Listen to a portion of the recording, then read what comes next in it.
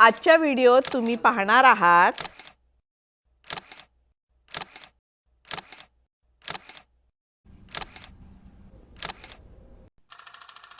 संडेची सुट्टी झाली, मंडे आपण फ्रेश आहे. तसेच ह्या माझ्या बागेतल्या भाज्याही बघा सूर्यासाठी वेलकम करत आहेत. तर अशा या फ्रेश भाज्यांचं हार्वेस्टिंग ज्यांना पाहायचं आहे त्या साऱ्या माझ्या फ्रेंड्ससाठी आहे आजचं हार्वेस्टिंग.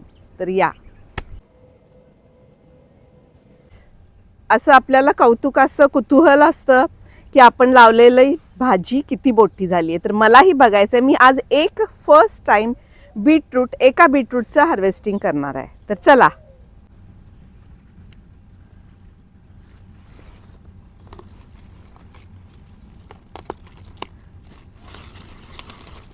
ओ हे बघा, फर्स्ट बीटरूट छोटा आहे, मला माहिती आहे अजून वाढेल, पण मला तोडायचा होता. तर हा आपला फर्स्ट बीटरूट आपल्या बागेतला. तर फ्रेंड्स, हजबंडची खास डिमांड आहे आज मेथीची भाजी. तर मी आज मेथीची भाजी तोडणार आहे आणि तुम्हाला मला सांगायचं आहे, ही मी तिसऱ्यांदा काढणार आहे मेथी. आपली ही मेथी तिसऱ्यांदा खुडणार आहे. पहा, ही आधी खुडलेली आहे, ही परत नवीन आलेली आहे. आता मलाही बघायचं आहे की चौथ्यांदा परत ही मेथी येते का, म्हणजे चौथ्यांदा खुडण्यासाठी. आणि ही संपायच्या आधी मी नवीन ही मेथी दाणे टाकून मेथी उगवण्यासाठी पेरून ठेवलेले आहेत दाणे. तर पाहूया आता ती कधी येते, तीही दाखवीन मी तुम्हाला. फ्रेंड्स, आपले नॉर्मल मेथी दाणे जे असतात ना, ते आम्ही टाकले होते इथं मेथीसाठी.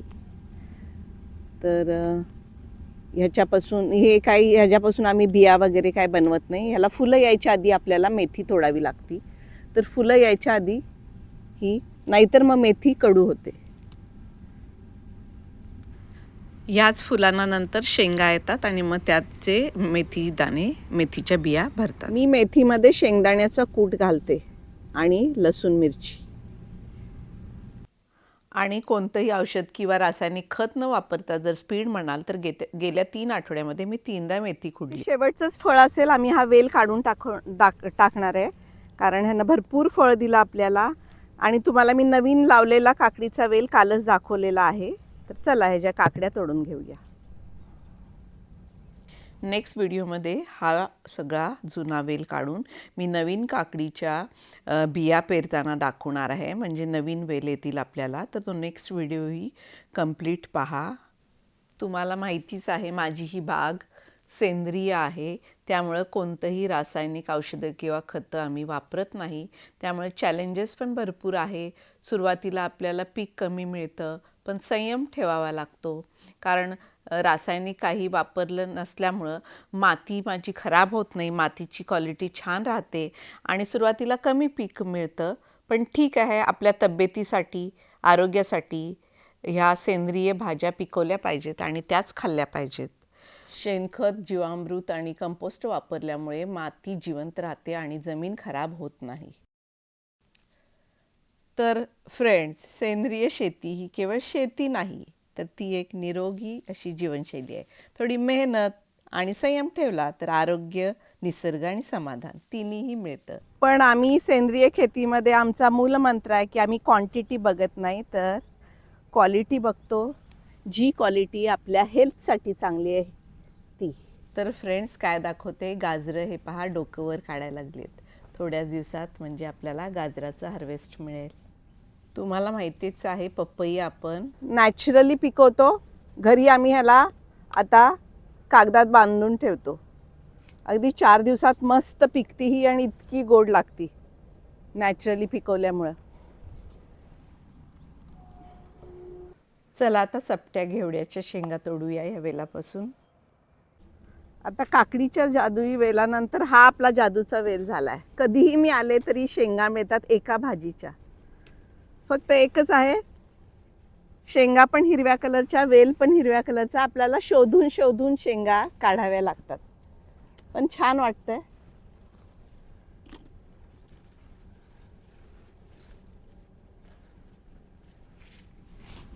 आणि मला छान वाटतंय हा वेल आपल्या महाराष्ट्रातला आहे. आपल्या तिकडच्या ह्या शेंगा आहेत.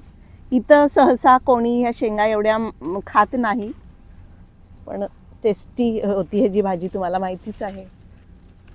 हे पहा. इथं वेस्ट बेंगॉल आहे, इथं काही काही भाज्या खात नाहीत, पण मी महाराष्ट्रातून बिया आणलेत आणि इथं पिकवलेत. तुम्हाला माहितीच आहे, आळू मी महाराष्ट्रातून आणलाय, पावटा मी महाराष्ट्रातून आणलाय, या शेंगा मी महाराष्ट्रातून हे जे बी आणलेत आणि बघा इथं पिकवते किती मस्त. मी कालच्याच व्हिडिओमध्ये तुम्हाला गवारची भाजी म्हणजे गवारीच्या बिया लागून दाखवल्या होत्या लावलेल्या. तर तीही भाजी आपल्या इकडे वेस्ट बेंगॉलमध्ये खात नाहीत, पण महाराष्ट्रात तर सगळ्यांची फेवरेट भाजी आहे. त्या गवारीच्या बिया पण मी खास महाराष्ट्रातून मागवल्या होत्या, ज्या मी काल लावल्या. सगळ्या संपून टाकलेल्या आहेत मी, त्यामुळे मला दाखवायला बिया नव्हत्या. बघा किती शेंगा मिळत आहेत आपल्याला, भरपूर एका भाजीची शेंग आपल्याला मिळालेली आहे. हे पहा, वा.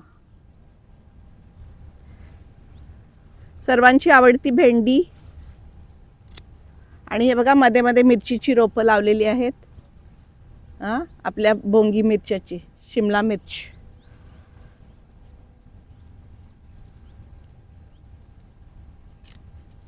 तुम्हाला कालच सांगितलं, ही रोपं मी विकत आणली आहेत, तयार रोपं आणली आहेत.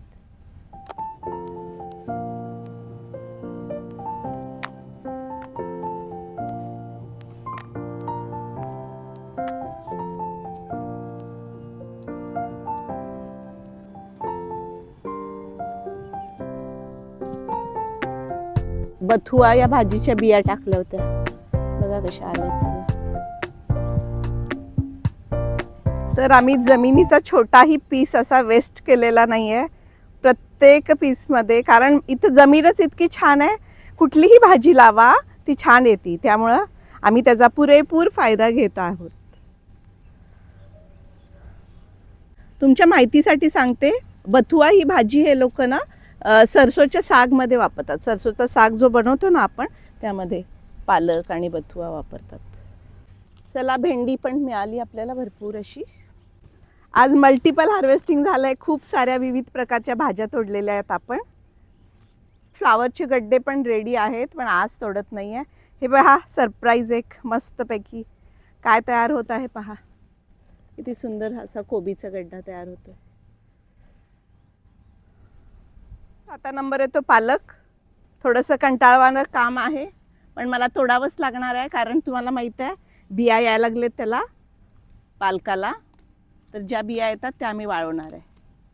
बघा किती फ्रेश पालक आहे.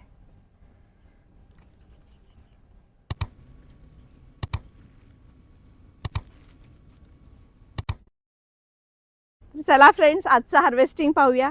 या इकडे छान सुंदर असे आपले मुळे आहेत, हे फ्रेश. आज पहिल्यांदा आपण बीटरूट पाहिला, किती मोठा झाला आहे तो काढून.